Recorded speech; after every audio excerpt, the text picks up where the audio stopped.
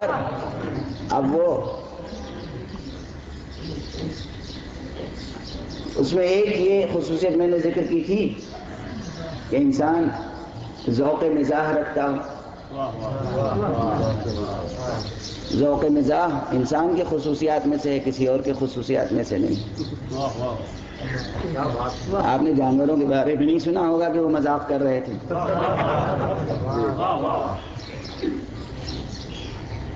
اور دوسری خصوصیت میں نے اس کی تھی لٹریری ذوق، ادبی ذوق. ادبی ذوق کا میں حوالہ اس لیے دیتا ہوں کہ اس سے بات کو سمجھنا اور سمجھانا آسان ہو جاتا ہے.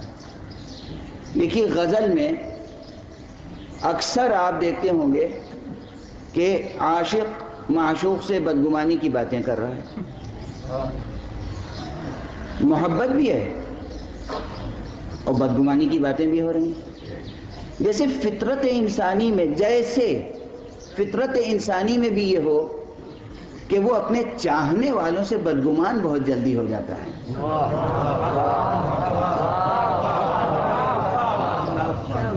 آپ دیکھیے چھوٹے بچے جو ماں ہزار جتن کر کے انہیں پال رہی ہے، کبھی کوئی کھلونا نہیں ملتا تو کیسا روٹھ جاتے ہیں، ماں سے لڑتے ہیں، بدگمان ہو جاتے ہیں، آپ مجھے دینا نہیں چاہتی.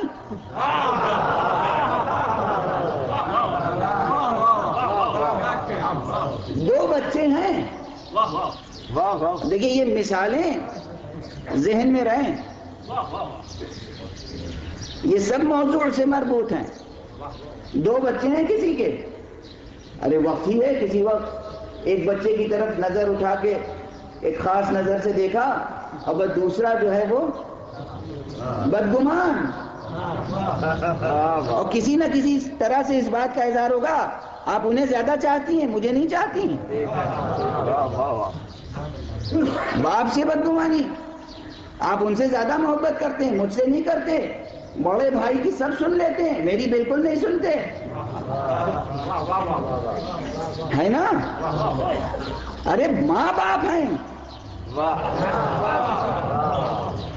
پروردگار عالم کو کسی نے نہیں دیکھا مگر اس کی بے پناہ رحمت و شفقت کا ایک مظہر بہت بڑا اس کائنات میں ماں کا وجود ہے. اور بچے اسی ماں سے بدگمان ہو رہے ہیں. بیٹیاں بڑی بیٹی کو، وہ آپ بڑی بیٹی کو زیادہ چاہتی ہیں، مجھے نہیں چاہتی. بدگمانی کی باتیں ہیں. کیا اس میں کوئی حقیقت ہے؟ کوئی حقیقت نہیں ہے. ماں باپ اپنے تمام بچوں کو برابر سے چاہتے ہیں. اس میں بڑی سچائی ہے، بالکل برابر سے چاہتے ہیں. اور وہیں پر عزم اختلاف کیوں پیدا ہوتا ہے؟ ایک لڑکا، ایک اولاد یہ سمجھتی ہے کہ میں زیادہ صلاحیت رکھتا ہوں، میں زیادہ لائق ہوں، میں زیادہ ماں باپ سے محبت کرتا ہوں، اور یہ شریر ہے تو ماں باپ کی پوری توجہ مجھے ملنی چاہیے. لیکن جب وہ دیکھتا ہے کہ ماں باپ کی توجہ مجھے جتنی ملتی ہے اتنی ہی اسے ملتی ہے تو وہ بدگمان ہوتا ہے کہ میں لائق ہوں اور وہ نالائق ہے، پھر بھی اسے بھی اتنی ہی توجہ جتنی مجھ کو توجہ مل رہی ہے. یا کبھی کبھی میری بات شکایت کی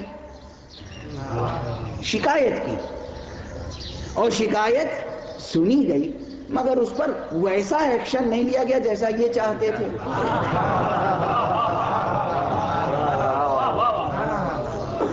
ویسا ایکشن نہیں لیا گیا، بس بدگمان، میری کوئی قدر ہی نہیں ہے.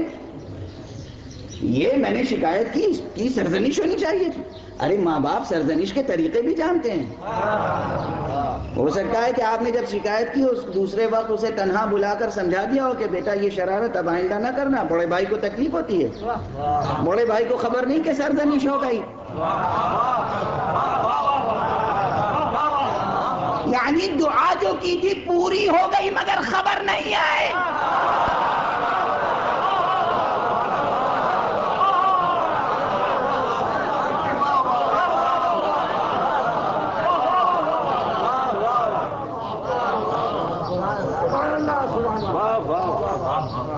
کبھی یہ بھی ہوتا ہے دعا کی تھی پوری ہو گئی، یہ التجا ہی تو ہے کہ اس کی سرزنش کر دیں، انہوں نے سرزنش کر دی۔ اب یہ چاہتے تھے سرزنش ایسی ہو کہ وہ ذلیل ہو، رسوا ہو، ہمارے سامنے سرزنش ہو۔ جتنی اسٹرینتھ یہ سمجھ رہے تھے گناہ کی، ماں باپ کی نظر میں گناہ کی اسٹرینتھ اتنی نہیں تھی۔ انہوں نے سرزنش کی مگر جتنا اپنے پرشفقت عادلانہ مزاج کے مطابق سمجھا۔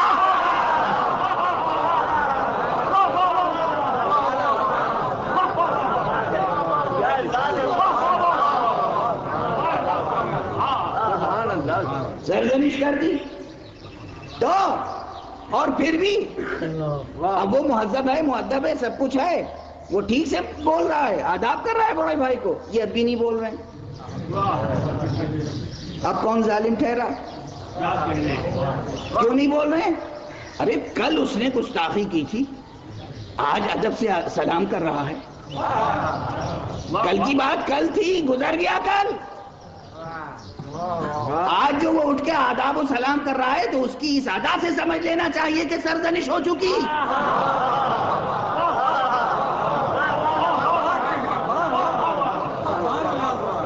سرزنش ہو چکی، مگر نہیں، بدگمان ہے ماں باپ سے بھی اور اس سے بھی۔ اب جو لطف و کرم کا تقاضا ہے، جو بڑے بھائی ہونے کا تقاضا ہے، وہ پورا نہیں ہو رہا ہے۔ اور ہمارے یہاں تو ایسا لگتا ہے، ایسا ہے نہیں، فطرت سلیمہ میں ایسا نہیں ہے، لیکن فطرت ثانویہ انسان کی بدل جاتی ہے۔ تو فطرت ثانویہ میں یہ چیز جزو فطرت معلوم ہوتی ہے کہ جیسے بدگمانی بھی نہاد بشری میں ہو، جیسے ہم روزمرہ کی زندگی میں ماں باپ سے بدگمان ہوتے ہیں، اسی طرح ہم اپنے رب سے بدگمان رہتے ہیں ہمیشہ، ہمیشہ بدگمان، تیوریاں چڑھی ہوئی ہیں۔ بس مؤذن نے اذان کہی، اگر عادی ہیں مسجد میں آنے کے تو کیا کریں، آئیں گے، مسجد میں آئیں گے، پیش نماز کے پیچھے کھڑے ہوں گے، نماز تو پڑھنی ہی ہے، واجب ہے، چھوڑ نہیں سکتے، یعنی بس چلتا تو چھوڑ دیتے۔ جو لوگ اصطلاحاً بے نمازی کہلاتے ہیں، میں ان پر موعظہ ابھی نہیں کر رہا ہوں۔ جو لوگ غرور بندگی رکھتے ہیں،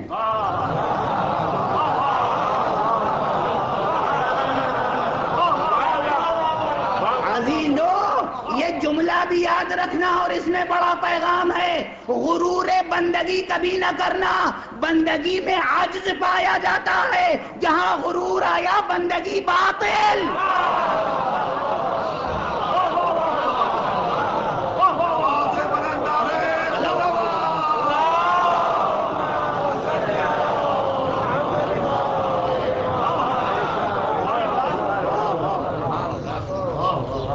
غرور آیا اور بندگی باطل، معنی ہی نہیں ہے کوئی غرور بندگی تو نماز پڑھتے ہیں، دعا کرتے ہیں، اور زندگی کے چھوٹے چھوٹے مسائل میں پروردگار سے بدگمان رہتے ہیں، اور وہاں پر قضاء و قدر کی حقیقت کو سمجھنا ضروری